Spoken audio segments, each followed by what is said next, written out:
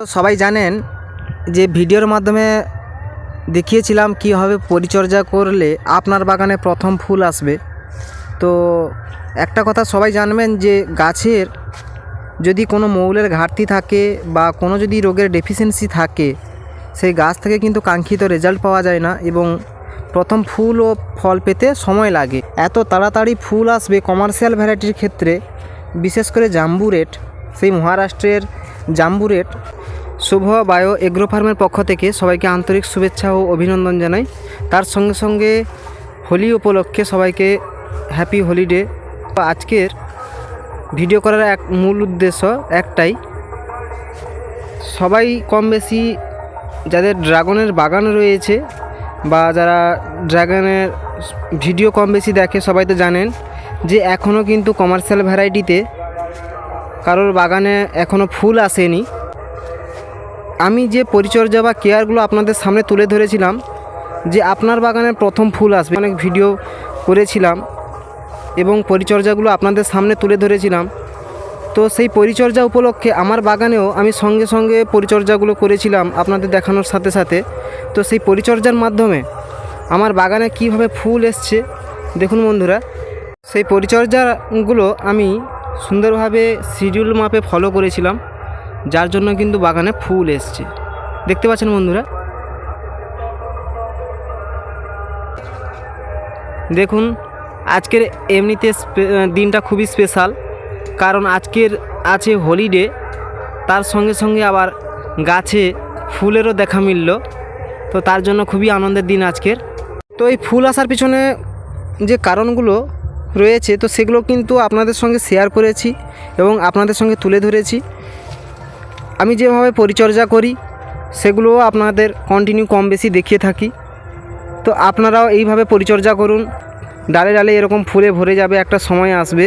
কারণ ফার্স্ট সিজনের যদি এরকম গাছে ফুলের দেখা মিলে তো কতই না আনন্দ লাগে। তো আপনারাও এইভাবে পরিচর্যা করুন। আর এই ফুল থেকে কিন্তু ফলে কনভার্ট করতে গেলে কিন্তু একটা সমস্যা হয়ে যেটা দাঁড়াবে, সেটা হচ্ছে দেখতে পাচ্ছেন বন্ধুরা, এটা হচ্ছে সেই সূর্যের জন্য।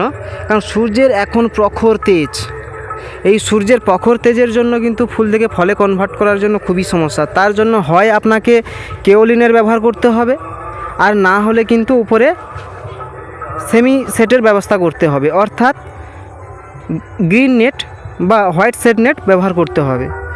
যদি এরকম বাগানে যদি পুরো গ্রিন নেট বা হোয়াইট সেট নেটের ব্যবহার করা যায় তাহলে কিন্তু এই ফুল থেকে ফলে কনভার্ট করানো যাবে। হ্যাঁ, আর দ্বিতীয় নম্বর যেটা বলবো সেটা হচ্ছে কেওলিন স্প্রে।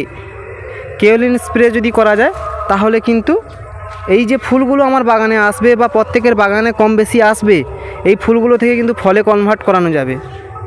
আগামী বছরও আমার বাগানে খুব শিগগির ফুলের দেখা মিলেছিল, কারণ আগামী বছরও আমার বাগানে ঠিক মার্চের 19 তারিখে ফুল এসেছিল।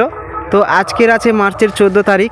তো এইরকমভাবে আপনারাও কেয়ার করুন, আপনাদের বাগানেও এরকম ফুল আসবে। পরিচর্যা যেটা আমি করেছিলাম ছিল ঠিক মাইক্রোনিউট্রিয়েন্টের স্প্রে ছিল। 15 থেকে 17 দিন গ্যাপে গ্যাপে একবার করে আমি মাইক্রোনিউট্রিয়েন্টগুলো স্প্রে করেছিলাম। যে মাইক্রোনিউট্রিয়েন্টগুলো আমি স্প্রে করেছিলাম সেই মাইক্রোনিউট্রিয়েন্টগুলো কিন্তু আপনাদের সামনে তুলে ধরেছিলাম।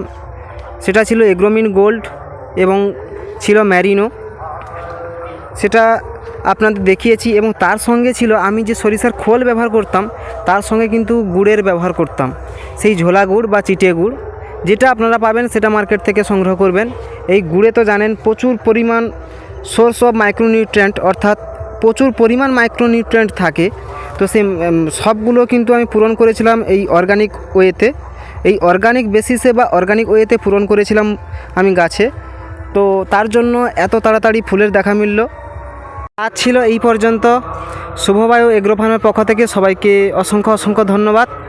আর যারা এখনও চ্যানেলটি সাবস্ক্রাইব করেননি তারা অতি অবশ্যই চ্যানেলটি সাবস্ক্রাইব করে রাখবেন এবং পাশে থাকা বেল আইকনটি বাজিয়ে দেবেন, কারণ আপনার কাছে নোটিফিকেশানটা আগে গিয়ে পৌঁছাবে।